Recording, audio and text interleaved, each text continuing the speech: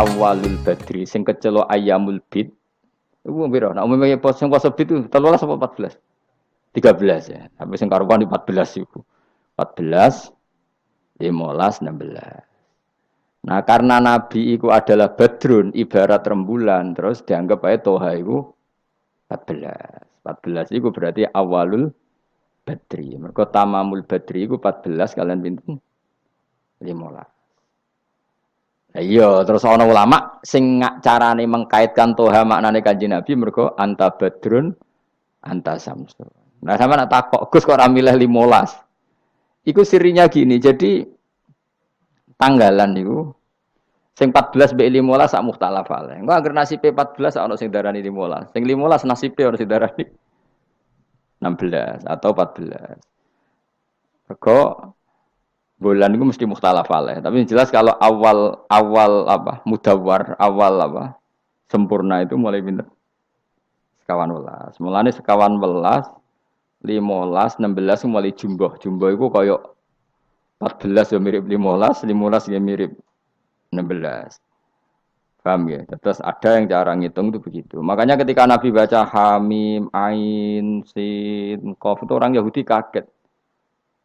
Ama aka ya Muhammad asqalu min hadza. Apa kamu masih punya ayat-ayat yang lebih dahsyat ketimbang ini? Terus dihitung Bung Yahudi.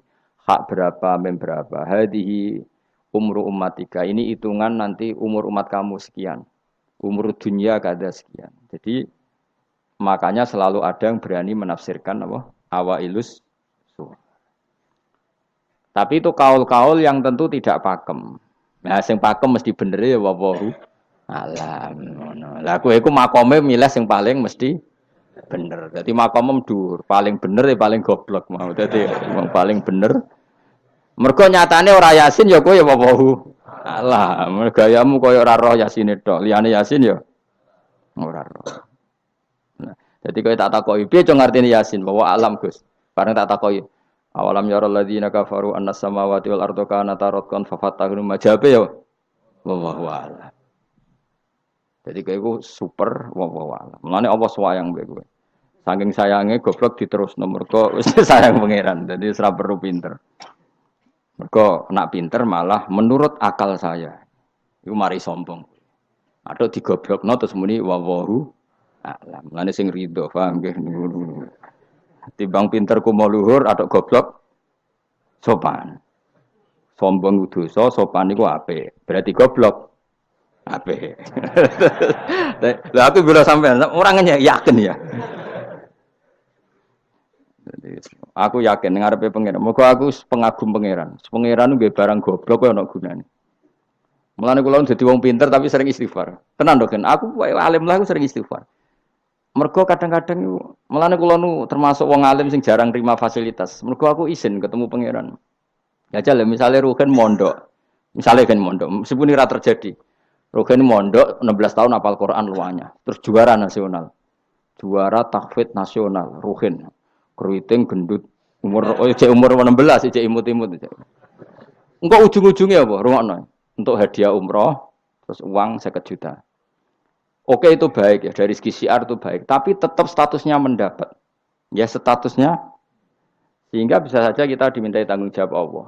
Kowe hafal Quran tak paringi gampang kok untuk umroh, untuk duit. Apa yang kamu lakukan untuk Quran? Ternyata dia ngapalkan untuk lomba. Semuanya untuk lomba dan untuk mendapat. Ketika kancamu sing goblok, Quran rapal, kitab ora alim, terus urip ning Gunung Kidul, mung berhubung melarat kan urip ning Gunung Kidul. Berhubung ora juara nasional yo ning Langgar Penceng. Tapi akhirnya mulang Quran dah cili-cili. Sono bocah iso maca Quran ya sebab ndekne. Ada pengajian Quran sebab ndekne karena dia ada juara nasional. Sing iki goblok memberi. Napa? Sing iki pinter mendapat atau menerima. Sing paling tak wedeni dadi wong alim iki. Banyak teman kita yang ndak alim urip ning pedalaman, akhirnya gawe masjid, gawe madrasah. Kita sing kecelok alim pinter pidato diundang untuk sangu duit kas masjid. Lho kowe ora usah guyu, kowe ora usah melok ngenyek dosa kowe melok ngenyek. Artinya aku mulai jangan-jangan goblok kamu jarak ngono.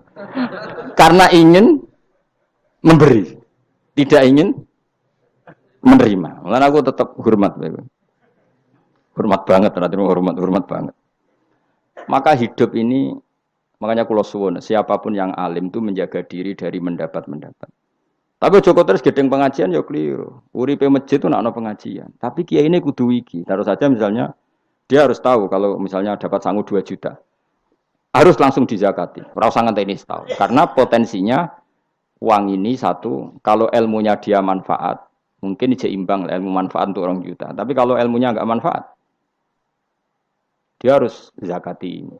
Ya zakati apa saja. Lagi masjid juga 2 juta duit cemen. Dikekno masjid sing lebih enggak urip atau dikekno pondok. Ya paling penting dizakati lah. Gue pribadi ya sak kadare, gue anak bojone ya sak kadare. Sehingga ulama dulu kalau zakat itu ada yang sampai 50%, ada yang sampai 2/3%. Makanya Saiban Ar-Ra'i ketika ditanya, zakat menurut kamu berapa? Saiban Ar-Ra'i, ya zakatnya wong khawas ta wong am? Wong khawas. Ya wong khawas iso 100%, iso 50%, iso 80%. Karena tadi dia takut hisab. Umpama aku kenal sampean ngene iki kok ora krana ngaji Jalalain wedi hisab. Karena kalau kenal ndak di luar ngaji paling ya. Misalnya aku di daerah santri enggak di luar ngaji. Paling kon mijeti, kon gowo tase. Ya sudah seperti itu, reputasinya semuanya khadzun nafsi. Tapi kalau kenal seperti ini kenangannya kan saya ngajar Jalalain. Kowe mulang belajar. Semuanya tentang Quran, semuanya tentang ilmunya Allah Ta'ala. Sehingga sebaiknya kita ya kenal hanya gini-gini saja, ora usah akrab teman-teman. Mari ruwet. Jadi ulama dulu itu sampai seperti masyhur itu dawuh Imam Syafi'i. Itu sampai tak figura. Wadittu annal khalqa ta'allamu hadzal ilma wa ma nusiba ilayya syai'un minhu. Sebagian riwayat harfun minhu. Saya suka kalau semua orang belajar ilmu saya, maksudnya ilmunya beliau tentang fikih.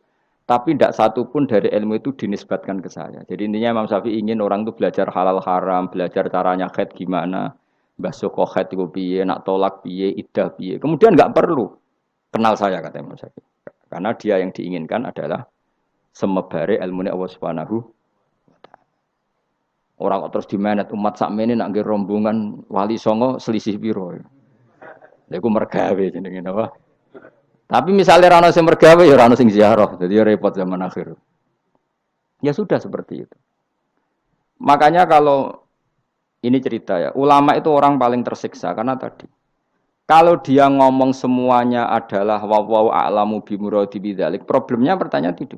Quran turun untuk memberi penjelasan. Lalu bagaimana kalau Quran sendiri tidak jelas, yaitu awailus suwar.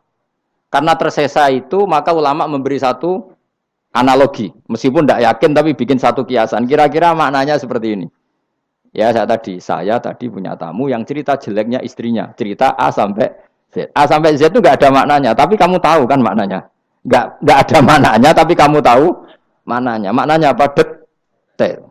Paham ya? Nah orang Arab itu tahu. Andai kan kamu orang Arab hidup saat itu tahu. Quran itu begini, hamim. Dia tahu. Ha itu merujuk apa? Mem merujuk apa? Jelas ya? Tapi tetap saja kita tidak tahu yang semestinya. Sehingga kita tetap ngendikan wallahu alam. Dan itu makom tertinggi. Itu makom sampean semua. Lah saya milih makom sing dek-dekan. Mulane nerangno mau iku makom dek napa? Dek sing makom dhuwur napa? Wallahu alam.